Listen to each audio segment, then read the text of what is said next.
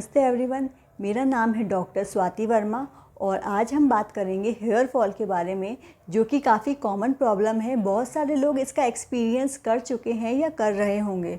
तो अगर आपके डेली बेसिस पे 50 से 25 या 75 बाल अगर आपके झड़ रहे हैं तो वो बहुत कॉमन है, क्योंकि हर जो हेयर रहता है वो उसकी 3 स्टेजेस में डिवाइड रहता है। एक होता है एनाजन स्टेज, जो कि उसका ग्रोइंग स्टेज रहता है।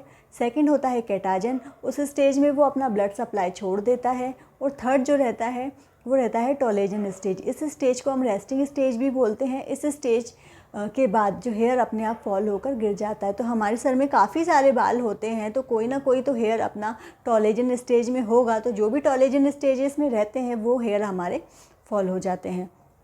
हम आज बात करेंगे कि कॉज क्या होता है हेयर फॉल का। एक कॉज तो मैं आपको बता चुकी हूँ कि अगर जो भी हेयर टॉलेजन स्टेज में है तो वो गिरेगा ही गिरेगा।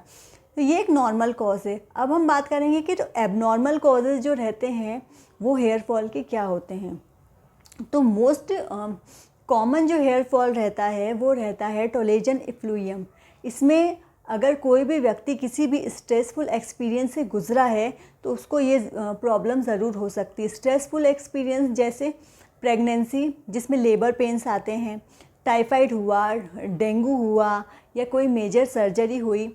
इसके बाद अगर किसी को हेयर फॉल हो रहे हैं तो वो टॉलेजन इफ्लूयम रहते हैं। ये जो रहता है एक रिवर्सिबल कंडीशन रहती है। अगर आप प्रॉपर डाइट ले रहे हैं, प्रॉपर मेडिसिन ले रहे हैं, तो आप अपने हेयर वापस गेन कर सकते हैं। उसके अलावा जो कॉज रहता है वो रहता है इन्फेक्शन। टीनिया कैपिटिस करके इन्फेक्शन रहता है, वो स्कैल्प का इन्फेक्शन रहता है। तो अगर वो किसी को हो गया है तो जहाँ पर वो इन्फेक्शन होता है वहाँ पर बाल्ड पैचेस हो जाते हैं। उतना जो एरिया रहता है वहाँ पे इन्फेक्शन होकर बाल झड़ जाते हैं। ये भी कंडीशन हमारी रिवर्सिबल रहती है अगर आप इसका प्रॉपर ट्रीटमेंट कर रहे हैं। अगर आप एंटी फंगल मेडिसिन ले रहे हैं तो आपको बिल्कुल आराम हो जाएगा। उसके अलावा हमारा रहता है एलोपेशिया एरिएटा। ये एक ऑटो इम्यून डिजीज़ रहती है। इसमें जो हमारी बॉडी का इम्यून सिस्टम है वो हमारे हेयर जो रहते हैं उसको अपना एनिमी समझ लेता है और हेयर जो है फॉल होने चालू हो जाते हैं। और ये पैचेस में होते हैं, छोटे छोटे गोले में पैचेस में हेयर फॉल्स होते हैं। तो इसमें स्टीरॉयड थेरेपी का इस्तेमाल होता है। अगर आप प्रॉपर मेडिसिन ले रहे हैं तो आप इस कंडीशन से भी जो है वो रेड पा सकते हैं।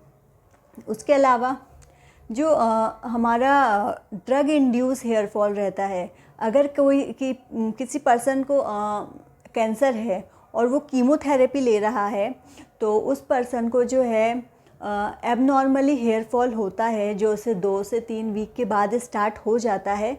बट ये रिवर्सिबल कंडीशन है। अगर आपकी थेरेपी जब ओवर हो जाती है उसके बाद जो है आपके हेयर वापस ग्रो होना स्टार्ट हो जाते हैं। कीमोथेरेपी अकेली ऐसी थेरेपी है जिसमें एनाजन फेस के जो हेयर रहते हैं वो भी आपके फॉल होकर गिर जाते हैं। अब रहता है हमारा परमानेंट बाल्डनेस, मतलब जो पूरा जो गंजापन रहता है स्पेशली मेल में, वो रहता है टॉलेजन जो एंड्रोजन। तो इसमें क्या रहता है कि ये एक परमानेंट हेयर लॉस है, इसमें रूट ही ख़त्म हो जाता है। तो ये जो बाल है ये एक इरिवर्सिबल कंडीशन है, जो कि जिसके बाद जो है वो हेयर जो है वापस नहीं आ सकते। इसके लिए सिर्फ यही है कि अगर आप हेयर ट्रांसप्लांट करवा रहे हैं तो यही इसका एक जो है लास्ट ऑप्शन रहता है, क्योंकि अगर आपकी रूट डिस्ट्रॉय हो जाती है तो उसके बाद हेयर का दोबारा आना जो है वो पॉसिबल नहीं होता है। ये तो हमारे हेयर फॉल के कॉजेज़ थे। अब हम बात करते हैं इसके ट्रीटमेंट का।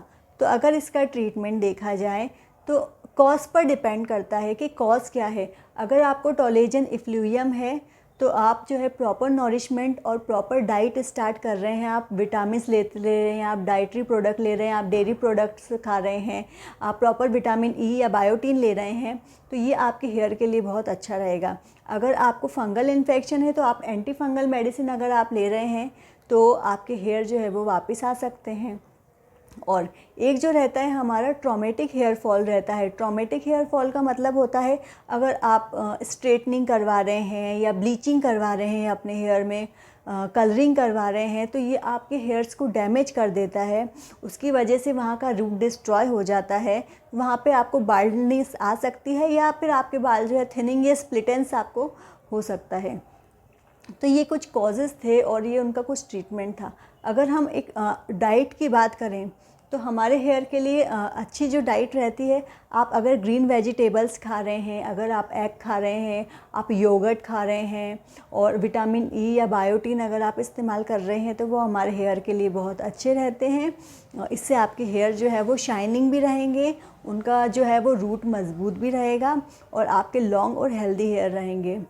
तो आपको अगर हेयर फॉल हो रहे हैं तो आप जो है वो अच्छी डाइट लीजिए और हेल्दी हेयर पाइए।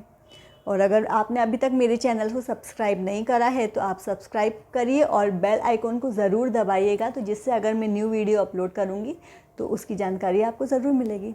Thank you very much.